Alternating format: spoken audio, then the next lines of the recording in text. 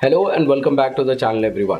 अप्रैल 1891 को माऊ नाम के एक छोटे से विलेज में एक बच्चे का जन्म होता है। माऊ जो कि उस टाइम पर सेंट्रल प्रोविंस में था और आज मध्य प्रदेश में है, is born a child who is bound for a great leadership.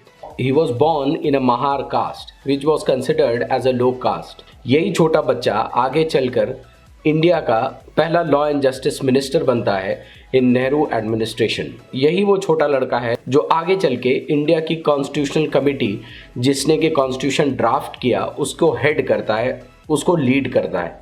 He had many roles to play in life, whether it be a powerful leader, an economist, an educationist, या champion of human rights, and a person who was extremely intelligent. His intelligence, उनकी intelligence इस बात से पता चलती है कि number of degrees जो उन्होंने की हैं, he mastered so many subjects, right from political science to education to economics to law. He had multiple degrees and multiple honors to his name, and he is Dr. B.R. Ambedkar. Doctor B R Ambedkar और उनका political thought समझ में आता है उनकी writing से, उनकी book से, उनके एक्टिविज्म से, and the way he led a political movement against untouchability. Modern India में उनकी लेवल का कोई लीडर नहीं है। जब वो बहुत छोटे थे, वो from a lower caste, one can not even imagine कि आपको क्लास में आने न दिया जाए, आपको क्लास में बैठने न दिया जाए, आप अपने क्लासमेट्स के साथ आप खा नहीं सकते हैं, आप उनके साथ कॉमन पानी नहीं पी सकते हैं, आपको क्लास के बाहर बिठाया जाए। लेकिन ये सारे सर्कमस्टांसेस को आप ओवरकम करते हैं and you achieve not only great success in life but you don't keep it to yourself. आप एक पूरे सोशल रेवोल्यूशन को लीड करते हैं। और एक ऐसे टाइम पर जहां एक दलित की परछाई पड़ जाने से भी चीज़ें अपवित्र हो जाती थी, देखने से चीज़ें अपवित्र हो जाती थी, छूने से चीज़ें अपवित्र हो जाती थी, ऐसी जगह पर doctor B R Ambedkar struggle करते हैं। और ये सब वो लिखते हैं अपनी autobiography waiting for a visa में। अपनी वो पढ़ाई पूरी करते हैं। पढ़ाई पूरी करने के बाद ही गोज़ टू इंग्लैंड। वहाँ वो आगे की एजुकेशन लेते हैं, लॉ करते हैं, लॉ करके वापस आते हैं। बड़ौदा की प्रिंसली स्टेट में वो मिलिट्री सेक्रेटरी की जॉब ज्वाइन करते हैं। मिलिट्री सेक्रेटरी की जॉब वो ज़्यादा दिन तक नहीं कर पाते because of the same reason, the untouchability. जब कोई प्यून आता और प्यून आकर उनको फाइल देता तो फाइल उनके डेस्क पर फेंक कर उनको दी जाती। बाद में वो बॉम्बे में स्टूडेंट्स को पढ़ाते हैं, लेकिन पढ़ाने के दौरान भी यही कास्ट डिस्क्रिमिनेशन उनको फेस करना पड़ता है। He practice law in Bombay high court. कई सारे रेवोल्यूशनरी केसेस उन्होंने लड़े हैं। 1919 में एक सेपरेट इलेक्टोरेट और रिजर्वेशन फॉर द अनटचेबल्स, इसकी सजेशन वो देते हैं।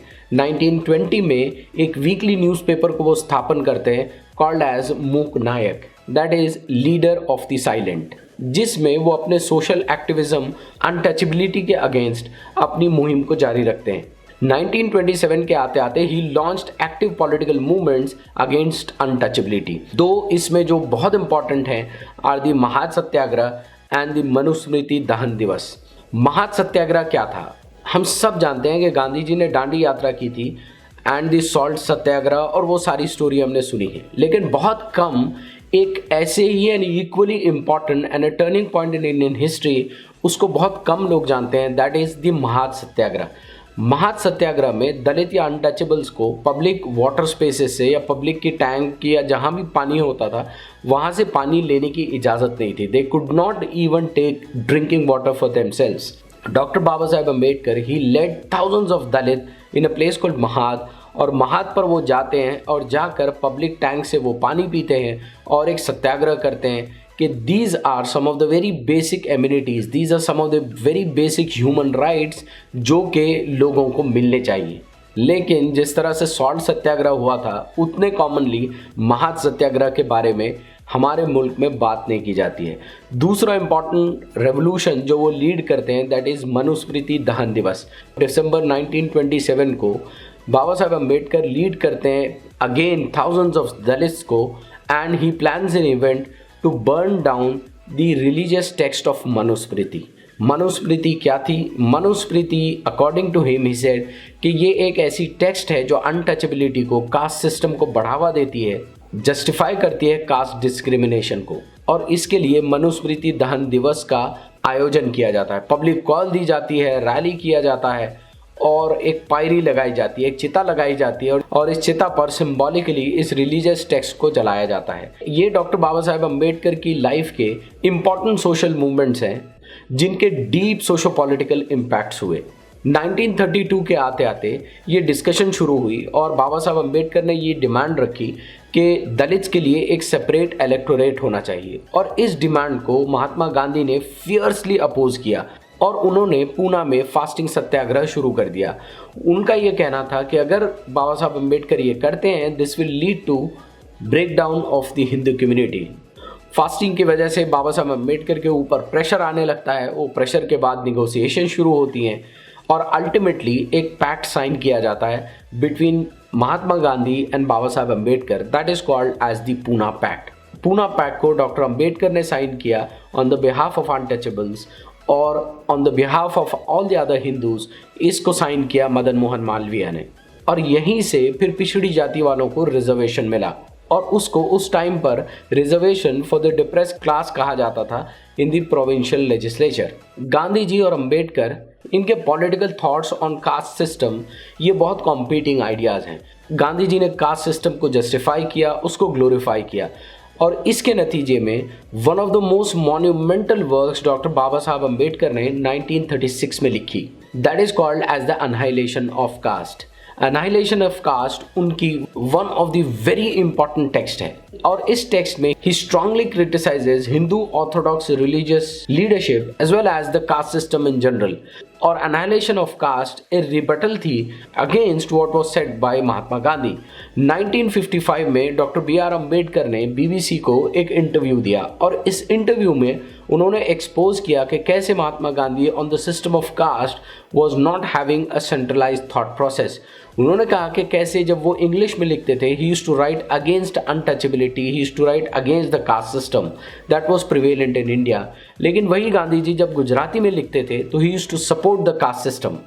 This was a dichotomy that was there in the thought of Mahatma Gandhi. आज भी डॉक्टर बी आर अम्बेडकर का जो लेजेंड है, that legend still lives on. University of California Los Angeles के professor of anthropology David Blundell हैं। डेविड ब्लंडेल ने arising light इसको establish किया। अराइजिंग लाइट ये series of films and events हैं। इसके पीछे कोर कॉन्सेप्ट ये है कि इंडिया के सोशल स्ट्रक्चर, उसकी सोशल कंडीशंस को समझा जाए and also doctor B R Ambedkar के थॉट प्रोसेस और उनके एक्टिविज्म को समझा जाए। बहुत सारी बार हम डॉक्टर बी आर अम्बेडकर को सिर्फ इस बारे में जानते हैं कि he played a great role in ending the caste system और वर्किंग फॉर इट, लेकिन हम में से बहुत कम जानते हैं उनके जो थॉट्स हैं they range into wide sphere of political influence. उनके थॉट्स ऑन इकोनॉमी, उनकी जो 3 किताबें हैं, उनका बहुत इंपॉर्टेंट रोल है in shaping the Indian economy. That is number 1 the problem of the rupee, number 2 administration and finance in the East India Company, and number 3 the evolution of provincial finance in British India। ये वो 3 ऐसी किताबें हैं, economic theories हैं, जिन्होंने India की economy या post independent India की इकोनॉमी पर बहुत बड़ा इम्पैक्ट डाला है। इनफैक्ट बहुत कम लोग ये जानते हैं कि डॉक्टर बाबा साहेब अम्बेडकर की जो रिकमेंडेशंस थी in front of the Hilton young commission, वो वही रिकमेंडेशंस के नतीजे में RBI, the Reserve Bank of India, came into existence. Such was the great impact of his ideas on this country. Not only did he work for the untouchables, he also worked for the upliftment and education of the females. उनकी life पूरी की पूरी एक activism है, एक struggle है। Ultimately उनकी prevailing health condition की वजह से 6 दिसंबर 1956 को बाबा साहब अम्बेडकर अपनी इलनेस को सकम हो जाते हैं and a life and a revolution ends. आज भी 14 अप्रैल around the countries, the Dalit and the lower caste is a celebration of the ideas given forward by Dr. Baba Saheb Ambedkar. आज भी उनकी legacy जिंदा है and the struggle for his legacy also survives today. Doctor Baba Sahab Ambedkar का legend आज भी जिंदा है। आज भी डॉक्टर बाबा साहब अम्बेडकर का लेजेंड सफ़र करता है from selective mentioning of his role and his thoughts and his ideas and the revolutionary phenomena that he represented. हमने इस वीडियो में एक छोटी सी कोशिश की है कि आपके सामने डॉक्टर बाबा साहब अम्बेडकर की लाइफ और उनके इम्पॉर्टेंट वर्क्स में से कुछ चीज़ों को आपके सामने रखें। बहुत सारे ऐसे वर्क्स हैं जो उन्होंने किए, जैसे Kranti and Pratikranti, that is his ideas on Buddhism and Marxism, और किस तरह से वो मार्क्सिज्म के एक कॉन्सेप्ट को मानते थे। वो मानते थे कि Marxism can bring about social equality, लेकिन जिस जगह पर मार्क्सिज्म गलत होता है वो ये कहते हैं it is actually inability of Marxism to understand that it is basically the religious and cultural entity of discrimination that ultimately leads to low socio economic class. उन्होंने बहुत सारे धर्मों का अध्ययन किया, उन्होंने सिखिज्म का अध्ययन किया, इस्लाम का अध्ययन किया, उन्होंने बुद्धिज्म का अध्ययन किया, and ultimately one of the spiritual work that he ended his life with was his work on Buddhism. Hope कि आपको हमारा ये वीडियो पसंद आया हो, होप कि ये आपको इन्फॉर्मेटिव लगा हो। अगर ऐसा है तो हमारे चैनल को ज़रूर सब्सक्राइब करें, नोटिफिकेशन के बेल आइकॉन को ज़रूर दबाएं। Hope to see you soon in the next video. Till then, thank you very much.